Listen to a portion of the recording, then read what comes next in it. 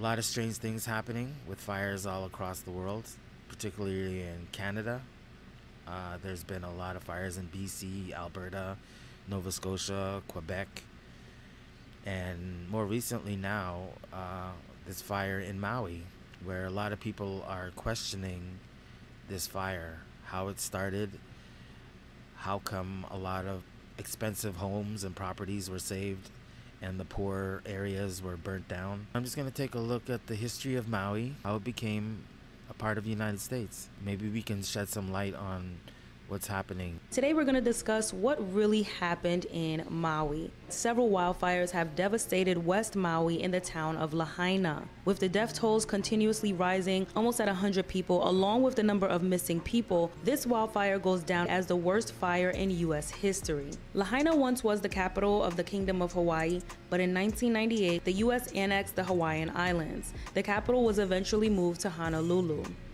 Lahaina was filled with native property and business owners that refused to sell their properties to conglomerates. It was an unglobalized prime oceanfront property still owned and managed by the natives, and is one of the theories as to what caused this atomic fire.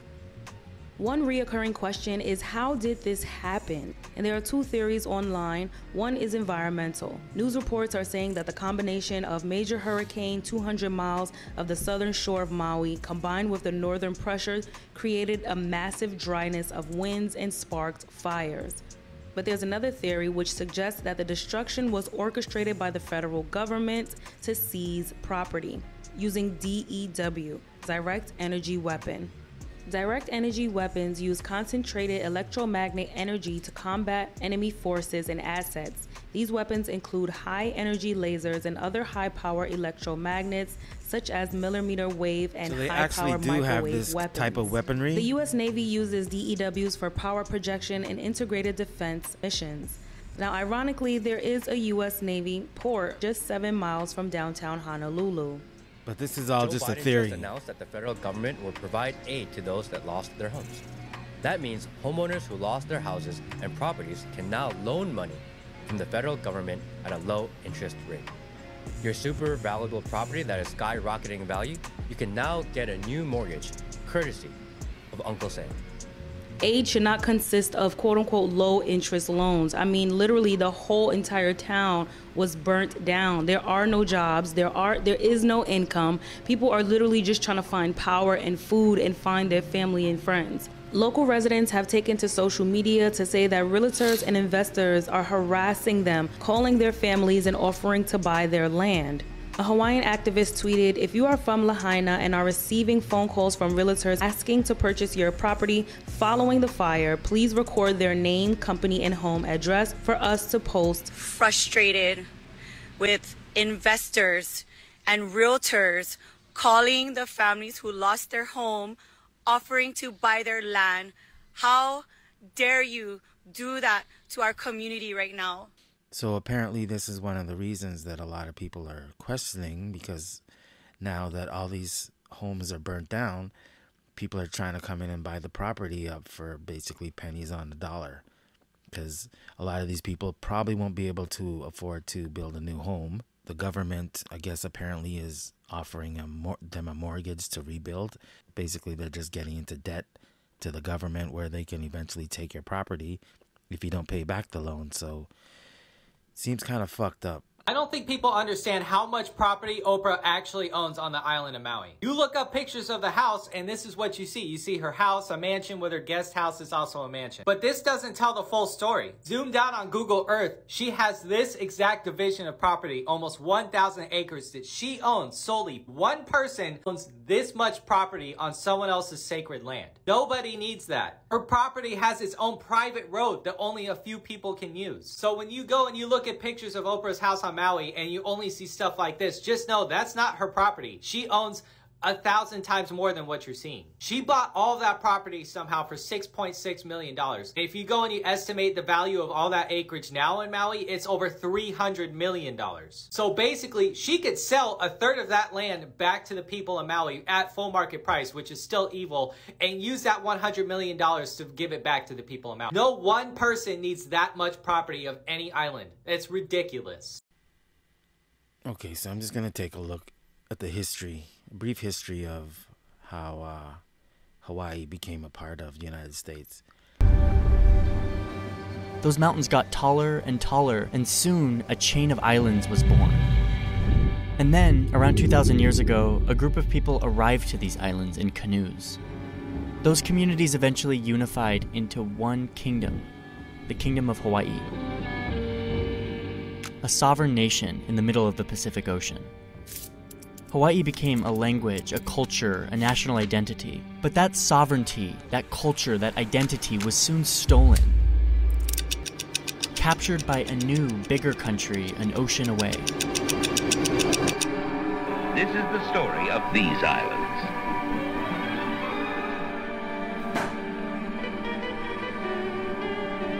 For millions of years, there was no land here, only the sea.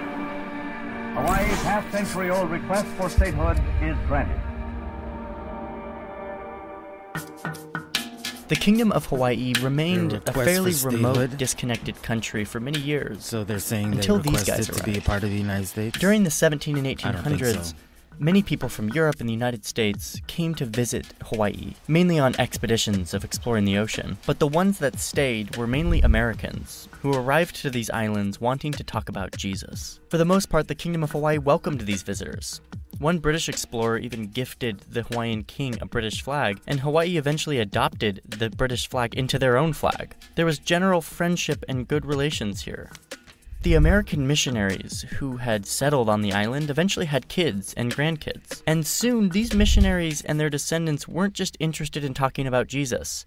They were also interested in building businesses, mainly focused on sugar.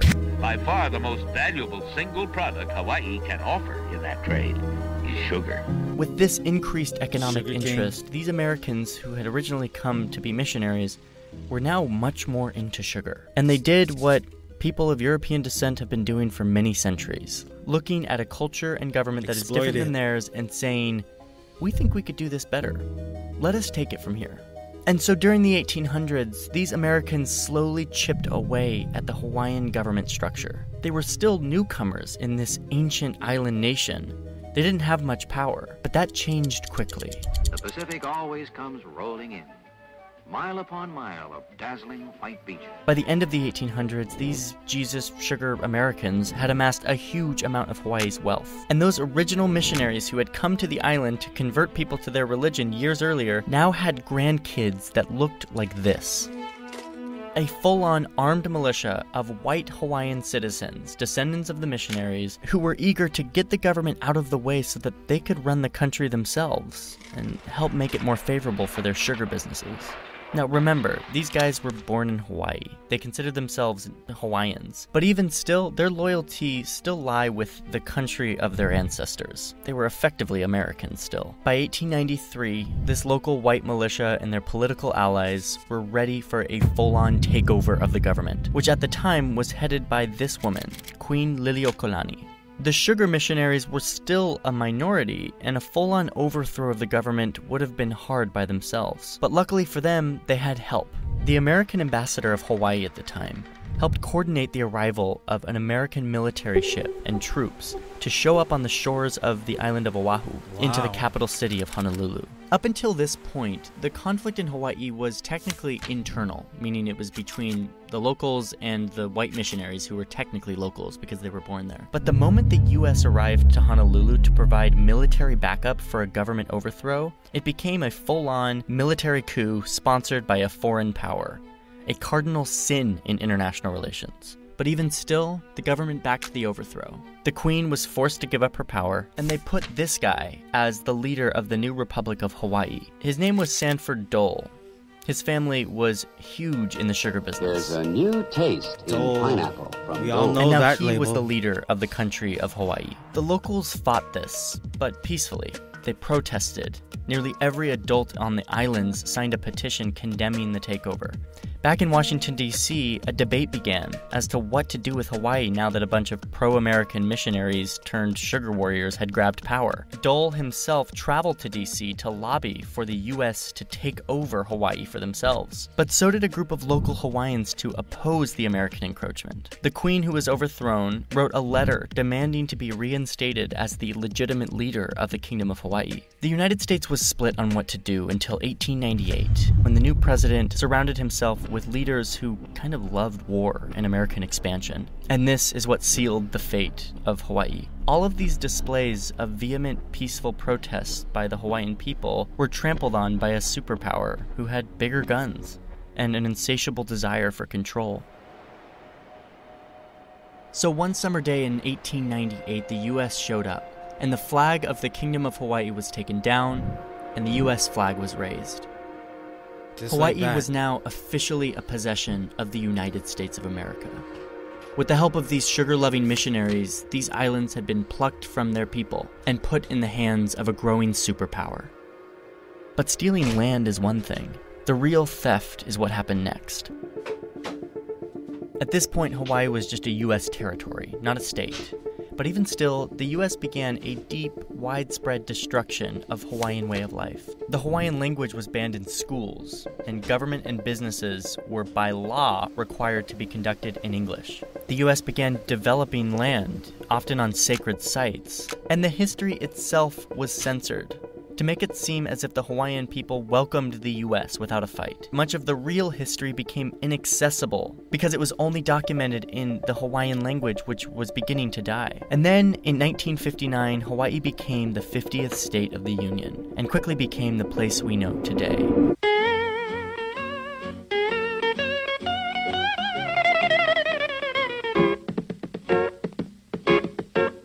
Meanwhile, Dole Food Company, the company who was perhaps helped the most by this land grab, has become a massive global corporation. By 1993, Hawaii was a full-on part of the United States. That year, President Bill Clinton came out with an apology. Presidential apology. At the White House yesterday, President Clinton signed a formal letter of apology to the people of Hawaii. He was apologizing on behalf of the U.S. government for the government's involvement 100 years ago in removing the independent Hawaiian monarchy by force. But despite this horrendous land grab and the pillaging and theft of these islands, a fucking written apology for taking the land. Not, here's your land back. Nope, a fucking written apology. It's business. There is a little bit of hope here. That spirit of peaceful resistance that led to petitions and protests back in 1893 persisted even after the takeover. The Hawaiian language was delicately preserved through painstaking effort, and today there are full immersion Hawaiian language public schools. Hawaiian traditions have stayed alive, and last year, Hawaiians showed that they were not willing to give up their sacred sites. They staged a dramatic protest to protect a holy mountain that was slated to be developed on. Hawaii may have been stolen, and attempts made to erase its culture, but while the negative effects of this imperial land grab are wide-reaching, many pillars of this beautiful culture have survived. So that was a little bit of history on how Hawaii became a part of the United States. To me, it'd be even more proof that you think that there was something underhanded going on there. And that's just a little something that's going on in August. And leave me a comment down below. Let me know what your thoughts are on it, and we'll see you next time.